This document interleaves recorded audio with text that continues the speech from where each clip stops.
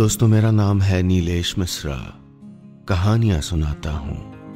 Big FM पर आप सुन रहे हैं यादों का idiot box with Nilesh Mishra season 5।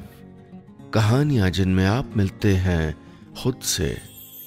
और अगर मुझसे सीधा कनेक्शन बनाना हो और अपनी जड़ों, अपनी जमीन से जुड़ना हो तो जरा gaonconnection.com पे टहलाइए। GAON connection.com। ये वो कोशिश है जो मैं और मेरे साथी पिछले 5 साल से कर रहे हैं और अब ये भारत का सबसे बड़ा रूरल मीडिया प्लेटफॉर्म है। चलिए आगे बढ़ाता हूं कहानी। दोस्तों, मैं आपको सुना रहा हूं अपनी मंडली की सदस्य छवि निगम की लिखी कहानी मेरा सैंटा।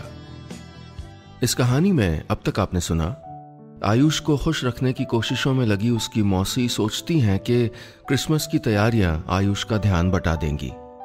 आयुष उनका भांजा है जिसे वो अपने घर ले आई हैं क्योंकि उनकी अपनी बहन और उसके पति आपस में झगड़ते रहते हैं, जिसका उनके भांजे पर गलत असर पड़ रहा है।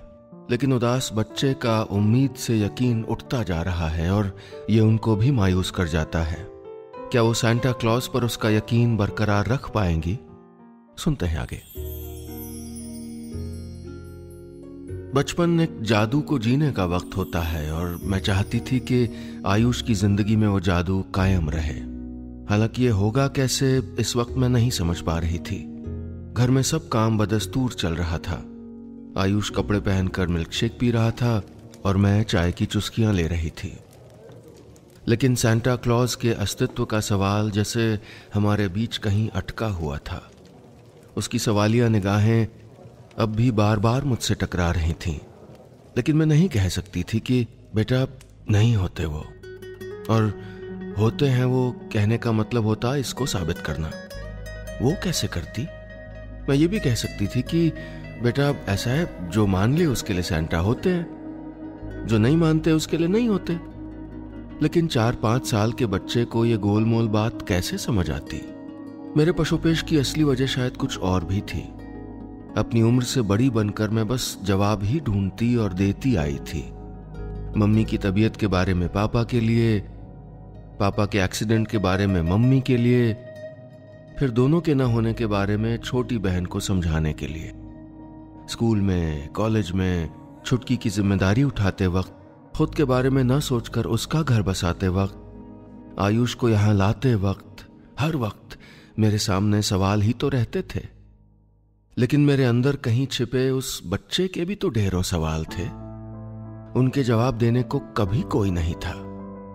जिसके पास अगर कुछ था तो बस ये यकीन कि सब ठीक हो जाएगा। ये भरोसा आज भी मेरी ताकत था। मैं भी तो मन्नत माना करती थी, दुआएं करती थी, विश मांगा करती थी। आयुष की खुशियां मांगते वक्त मैं भी तो किसी ऐसी ताकत पर यकीन करती रही थी ना, जो मेरी बात जरूर से मान लेगी। ये यकीन मेरे लिए भी बहुत जरूरी था, चाहे उसका रूप कुछ भी हो। बिल्कुल सांता क्लॉज पर आयुष के यकीन जैसा। उसे भी तो अपने पापा मम्मी के उस कहे पर पूरा भरोसा होगा कि क्रिसमस पर सांता ही उसके लिए खिलौने लाते हैं। उसे इस पर भी यकीन होगा जब उन्होंने उससे कहा होगा कि जल्द ही वो उसको ले जाने आएंगे। जब उन्होंने कहा होगा कि वो दोनों उससे बहुत बहुत प्यार करते हैं। उस पल मुझे एहसास हुआ कि मैं इस यकीन को तोड़ नहीं सकती, उसके सांता को नकार नहीं सकती।